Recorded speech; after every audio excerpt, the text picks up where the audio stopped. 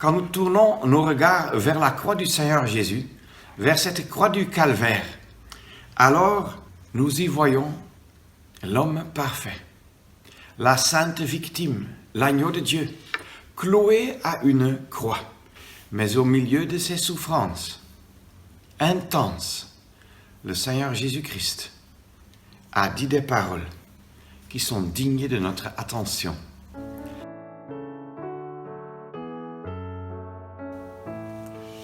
Bonjour et bienvenue à cette vidéo, une première dans une série qu'avec l'aide du Seigneur, je voudrais vous présenter au bout du temps, où nous allons nous occuper, Dieu voulant, du meilleur sujet qui existe, à savoir la personne de Jésus-Christ.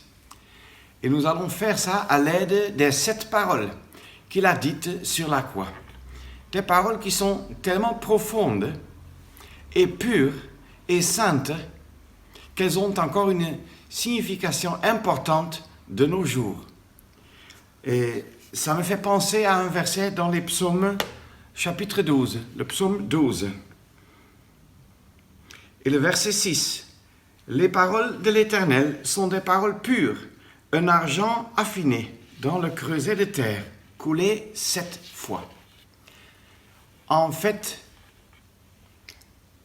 quand les experts s'occupent de ce processus d'affiner l'argent, quand on arrive à l'avoir fait 7 fois, affiné 7 fois, l'argent est pur. Il n'y a plus d'impureté là-dedans. Tout est parfait. Rien que argent. Et les paroles de l'Éternel, de toute éternité, sont pures, affinées, parfaites, inspirées. Quand il les dit, quand il les écrit, dans la sainte parole de Dieu, la Bible. Et il n'en est pas autre quand nous pensons au Fils de Dieu, devenu homme, marchant ici-bas, vivant à la gloire de son Dieu et parlant des paroles qui touchent les cœurs et les consciences et qui honorent et glorifient son Dieu et Père à tout instant. Et il n'en est pas autre quand ce Fils de Dieu, devenu homme, dresse sa face pour aller à Jérusalem. Et en particulier, quand il sort de Jérusalem pour donner sa vie sur la croix du calvaire, où, pendant les heures qu'il était crucifié, avant sa mort, il a dit au total 7 paroles qu'au bout du temps, nous voudrions bien méditer. Et ces 7 paroles nous parlent d'un côté de la personne et des motivations internes et profondes de notre Seigneur Jésus-Christ. Et d'autre côté aussi, ont une leçon importante pour notre vie de chaque jour, comme croyants ici-bas. Certainement, nous pouvons apprendre beaucoup de leçons de l'homme parfait qui était dévoué à son Dieu et Père jusqu'aux heures sombres de la croix même. Les paroles de l'Éternel et aussi les paroles de notre Seigneur Jésus-Christ sont des paroles pures et dignes d'être méditées. Elles sont toujours parfaites. Elles ne sont jamais parlées dans la précipitation. Et jamais le Seigneur Jésus n'a eu besoin de dire « ça, j'ai dit trop vite, je dois retirer mes mots. Je n'ai pas utilisé le bon ton. Mon choix de mots n'était pas parfait. » Ah non, chez lui tout était parfait. Raison pour laquelle il est toujours utile pour le croyant de s'occuper des paroles qui sortent de la bouche du Seigneur Jésus-Christ. Même les incrédules dans la synagogue de Nazareth, en Luc 4, étaient étonnés des paroles de grâce qui sortaient de sa bouche. Nous en avons souvent besoin de dire « j'ai trop vite parlé, je n'avais pas bien compris ce que tu voulais dire, je n'ai pas utilisé le bon ton, peut-être je t'ai offensé, je t'ai heurté, je vous ai heurté par telle ou telle expression. Nous connaissons tout cela. Combien avons-nous besoin d'être veillants et vigilants quand nous parlons et que notre bouche ne soit pas rapide à proférer des paroles parce que Dieu est au ciel et nous sommes sur la terre, raison pour laquelle l'Ecclésiaste nous dit, raison pour laquelle vos paroles soient peu nombreuses.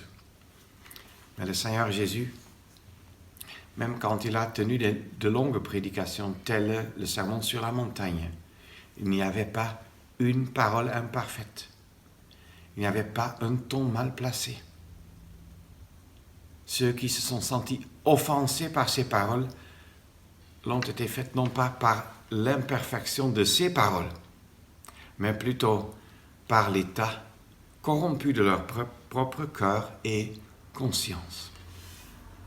Quand nous tournons nos regards vers la croix du Seigneur Jésus, vers cette croix du calvaire, alors nous y voyons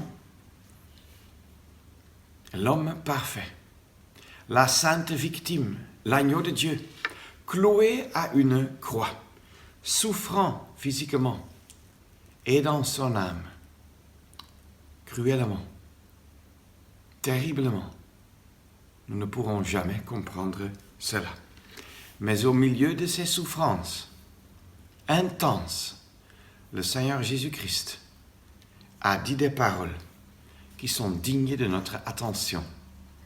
Quand nous sommes à côté d'un bien-aimé qui est souffrant, qui s'en va mourir, qui s'en va, j'espère, auprès du Seigneur, alors nous prêtons particulièrement attention à ces dernières paroles. Peut-être notre père, notre mère, peut-être des frères et sœurs dans la chair, peut-être des enfants, des frères et sœurs en Christ. Déjà sur la terre, les dernières paroles d'un homme, d'une femme, d'un être humain ont une importance particulière et parfois on rencontre des amis qui, il y a des décennies, ont perdu leurs parents, mais qui peuvent toujours dire avec exactitude ce que leur maman avait dit pendant les dernières minutes de sa vie ici-bas. Si déjà pour nous, les paroles d'un homme quelconque dans notre parenté ou parmi nos amis ont une signification importante, combien plus devrions-nous faire attention à ces paroles que le Seigneur Jésus a dit sur la croix, dont la première est celle que nous trouvons dans l'Évangile selon Luc et le chapitre 23, que je ne voudrais pas méditer déjà pendant cette première vidéo, mais nous pouvons lire ce verset. Luc 23, verset 34. Et Jésus dit, « Père, pardonne-leur, car ils ne savent ce qu'ils font. » Nous y trouvons le cœur du Seigneur Jésus, son cœur plein de grâce, de miséricorde, son cœur compatissant, comprenant très bien l'état de cœur de ceux qui l'entouraient. Ah oui, déjà, quand le Seigneur Jésus était né, et nous trouvons dans l'Évangile selon Luc, dans le chapitre 2, que Simeon a béni les parents et a parlé à sa mère, à la mère du Seigneur Jésus-Christ, à Marie. Et nous y lisons Luc 2, au verset 34.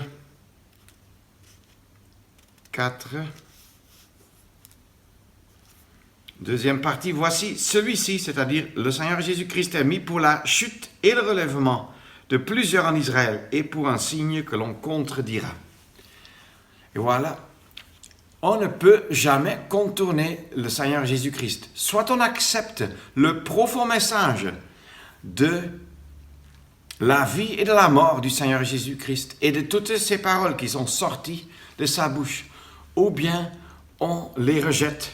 Il n'y a pas un chemin quelque part au milieu. On ne peut pas piquer quelques paroles et laisser tomber les autres. Tout est important. Et par le Seigneur Jésus, et oui, par sa croix et même à la croix, les pensées de l'homme se sont manifestés.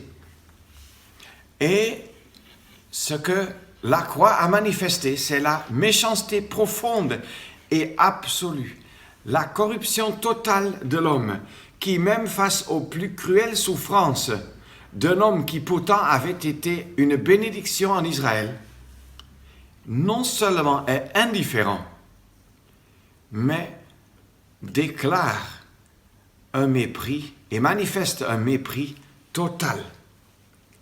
Mais en même temps, la croix du Seigneur Jésus-Christ manifeste au comble la perfection de l'agneau de Dieu, de la sainte victime, de l'homme parfait qui a vécu ici-bas à la gloire de son Dieu et Père. Et c'est par les 7 paroles de la croix dont nous venons de lire la première. « Père, pardonne-leur, car ils ne savent ce qu'ils font. » C'est par les 7 paroles de la croix que nous découvrons d'un côté l'intensité des souffrances du Seigneur Jésus-Christ, qui sera certainement, au bout de ces vidéos, un sujet majeur.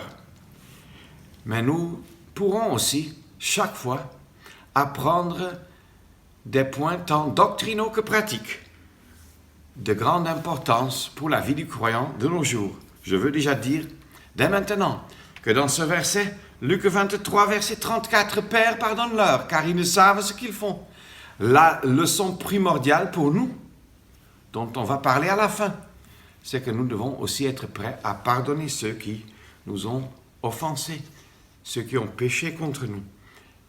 Et nous devons suivre les traces du Seigneur Jésus dans son chemin, à part, évidemment, dans les 3 heures de ténèbres où nous ne pourrons jamais le suivre. Le Seigneur Jésus est celui qui, selon Philippiens 2, est devenu obéissant jusqu'à la mort et à la mort de la croix. Et Hébreux 2 nous parle des souffrances de la mort, au pluriel, pour montrer que c'était de multiples souffrances variées qui dépassent même grandement notre intelligence. Mais ça ne doit pas nous décourager à nous en occuper, parce que chaque fois que nous sommes occupés de la personne de Jésus-Christ et de son œuvre à la croix, nous allons davantage l'aimer et davantage aussi donner une réponse d'amour dans notre vie. Pourquoi est-ce que le Seigneur Jésus a exprimé 7 paroles, 7 phrases, peut-on dire, cette déclaration sur la croix? Pourquoi pas une seule? Peut-être pour la même raison que nous avons 4 évangiles. Parce qu'en un seul évangile, Dieu n'aurait pas pu montrer tous les aspects variés des gloires magnifiques de la personne et de l'œuvre, et même aussi du ministère de Jésus-Christ. Et nous pensons au sacrifice dans les premiers chapitres de Lévitique. Et même le grand jour de propitiation, Lévitique 16, et même le sacrifice de la génisse rousse en Nombre 19. Et nous constatons que Dieu a choisi de nous présenter plusieurs sacrifices qui pourtant parlent de la seule et unique offrande de Jésus-Christ. Et les 7 paroles de la croix devaient être 7, qui est un nombre même de la perfection, pour nous faire comprendre plusieurs aspects qui n'auraient pas pu être captés dans une seule parole. Et je me réjouis déjà de pouvoir ouvrir la parole de Dieu avec vous au fur et à mesure et de méditer sur ces multiples messages profonds qui sont contenus dans ces paroles de la croix. Je dirais donc, si le Seigneur ne vient pas encore, à bientôt, et restons tout près du Seigneur, occupés de sa personne. Parce qu'en étant occupés de sa personne, nous serons changés en son image. Et cela sera beaucoup plus facile pour nous de le suivre dans la pratique de chaque jour. Chose qui est souvent très difficile pour nous si nous sommes loin de lui, si notre cœur n'est pas rempli de lui.